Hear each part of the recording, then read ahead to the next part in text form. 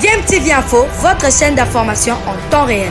La politique, la santé, le sport, les faits de société, la musique, les rumeurs et bien plus encore. Vous découvrirez cela dans notre chaîne DMTV Info.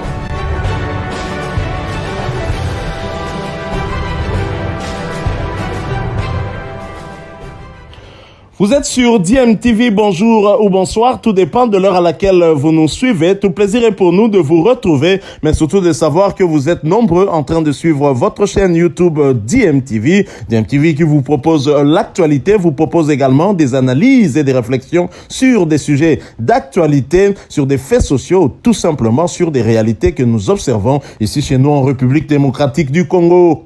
La République démocratique du Congo ne va pas jouer son match à 14h face à la sélection marocaine, dans le cadre des barrages des éliminatoires de la Coupe du Monde Qatar 2022. Changement d'horaire pour le match RD Congo-Maroc, prévu le 26 mars prochain au stade des Martyrs à Kinshasa, à l'occasion de la manche allée du barrage de la Coupe du Monde 2022. Programmée initialement à 14h, cette affiche se jouera finalement à 16h. Pour cette manche allée, 25 000 supporters sont attendus au stade de Kinshasa. La Confédération africaine de football CAF a en effet donné son accord pour que le match se joue en présence du public, mais à seulement 30% de la capacité maximale de l'enceinte. La RDC a, rappelons-le, hérité du Maroc à l'issue du tirage au sort effectué le 22 janvier dernier à Douala au Cameroun, en marge de la CAN Cameroun 2021 remportée par le Sénégal. La manche retour entre les deux sélections est prévue le 29 mars à 20h au complexe sportif Mohamed V de Casablanca. Les Léopards tout comme les Lions pourraient ainsi accéder à une deuxième Coupe du Monde de rang après le tournoi allemand en 1974 pour les Léopards et le tournoi russe en 2018 pour les Lions. Le changement d'horaire ne concerne pas que le match RDC-Maroc, mais bien toutes les 5 doubles confrontations. Mondial 2022, les dates des 5 barrages dévoilées. À moins de 6 semaines des barrages de la Coupe du Monde Qatar 2022 en zone Afrique, la FIFA a mis à jour son calendrier et dévoilé les dates des manches aller et retour de chacun des 5 barrages, ainsi que les stades retenus pour abriter ces affiches. Les premiers matchs auront lieu le jeudi 24 mars avec notamment le choc Égypte-Sénégal, en guise de remake de la finale de la CAN 2021, remportée par les Lions, 0-0, puis 4-2. Le samedi 26 mars s'annonce prometteur avec Cameroun-Algérie et RD Congo-Maroc au menu, tandis que les 2 premiers qualifiés africains pour le Qatar seront connus dès le lendemain, le dimanche 27 avec Nigeria-Ghana et Tunisie-Mali. Le match retour Sénégal-Égypte aura lieu le lundi et les 2 derniers billets se joueront le mardi 29 avec Algérie-Cameroun et Maroc-RD Congo. On a hâte d'y être. Le programme des barrages du Mondial Qatar 2022 en zone Afrique. Jeudi 24 mars. Mali-Tunisie au stade du 26 mars de Bamako. Ghana-Nigeria à Cape Coast. Égypte-Sénégal au stade international du Caire. Samedi 26 mars. Cameroun-Algérie au stade Amadou Ahidjo de Yaoundé.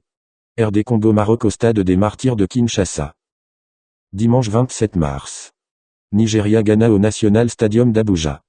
Tunisie-Mali au stade Amadi Agrebi de Radès. Lundi 28 mars. Sénégal-Égypte au stade olympique Diamniadio. Mardi 29 mars. Algérie-Cameroun au stade Mustapha Tchaké de Blida. Maroc-RD Congo au stade Mohamed V de Casablanca. Toujours en marge de cette double confrontation entre la RDC et le Maroc dans le cadre des barrages de la Coupe du Monde Qatar 2022. Prenons un peu l'écho de notre prochain adversaire. Noussair Mazraoui se dirige vers un retour en équipe nationale à l'occasion du match de barrage qualificatif pour la Coupe du Monde 2022 face à la RD Congo. La dernière fois que Noussair Mazraoui a porté le maillot de la sélection marocaine, c'était le 13 octobre 2020 à l'occasion d'un match amical contre la République démocratique du Congo. Rappelez-vous c'est Yohan Wissa qui égalisait pour la RDC. Depuis, le joueur de l'Ajax Amsterdam n'a plus été convoqué par Vahid Halilhodžić. Sous l'ère du franco-bosniaque, le joueur de 24 ans n'a disputé au total que 2 matchs qualificatifs pour la Coupe d'Afrique des Nations 2021. Dans une ancienne déclaration, le sélectionneur national avait expliqué que la non-convocation de Mazraoui fait suite à un conflit disciplinaire, précisant que le joueur avait refusé de jouer une rencontre alors que le staff médical le jugeait apte. Quelques semaines après, Noussair Mazraoui est sorti de son silence pour donner sa version des faits. Invité du journaliste néerlandais Andy van der Mejde dans son émission BIJN Digne de Otto, il a annoncé que le conflit a débuté pendant la période Corona. Ajax avait refusé que je parte en équipe nationale, mais le Maroc insistait pour que je vienne. J'ai rejoint l'équipe 3 ou 4 jours après le début du rassemblement, avait-il expliqué. Mais le joueur reste quand même un profil qui reste unique. En effet, Son profil idoine lui permettait jusqu'ici de se glisser à chacun des regroupements internationaux, en plus de ses performances en championnat qui jouaient également en sa faveur, avec 5 buts et 2 passes décisives en 18 rencontres. Il réalise d'ailleurs un exercice correct avec son club, leader du championnat avec 54 points. Sur le papier, ses performances devraient lui permettre de prétendre à une place avec les Lions de l'Atlas. D'autant plus que son profil reste particulier et unique dans le réservoir du groupe du coach Vaïd. Va-t-on donc revoir Mazraoui porter à nouveau les couleurs du Maroc? Selon des sources proches des Lions de l'Atlas, il est fort possible qu'il soit rappelé et que le sélectionneur national revienne à ses fondamentaux qui ont permis de bâtir ses premiers succès. Toujours chez notre futur adversaire. Maroc, Bounou éteint la polémique Vaïd. Nous allons oublier l'élimination et œuvrer pour rattraper nos erreurs lors des 2 matchs des barrages. J'espère aussi que le coach va remédier à certaines choses pour que nous puissions nous qualifier pour la Coupe du Monde au Qatar. À l'issue de l'élimination contre l'Égypte en quart de finale de la CAN 2021, 1-2, après prolongation, le gardien du Maroc, Yassine Bounou, a tenu des propos ambigus, que beaucoup ont interprétés comme une critique adressée au sélectionneur Vaïd Halilodzic. Après l'élimination, certains joueurs ont fait d'étranges déclarations. Au lieu de parler de choses qui les concernent, ils ont évoqué le côté tactique. Ils ne seront peut-être plus avec nous à l'avenir, avait d'ailleurs lâché le technicien lors de la conférence de presse visant à débriefer la CAN. Il n'en fallait pas plus pour que certaines rumeurs se propagent et évoquent des tensions entre les deux hommes. Et même une possible mise à l'écart du gardien numéro 1 des Lions de l'Atlas, qui rejoindrait notamment Hakim Ziyech et Noussair Mazraoui sur la longue liste des blacklistés de l'ère Vaïd. Présent ce lundi à l'occasion d'une conférence de presse organisée par la Liga, le dernier rempart du FC Séville a éteint toute polémique. Je parlais de problèmes techniques liés au manque de finition de certains joueurs comme l'occasion ratée par Nayef Agué. Je ne visais pas Vaïd dans mes déclarations suite à l'élimination de la CAN. Mes propos ont été déformés et j'ai été mal compris, a plaidé le portier marocain. Il n'y a aucun conflit entre le sélectionneur et Yassine Bounou, assure de son côté une source fédérale citée par le 360.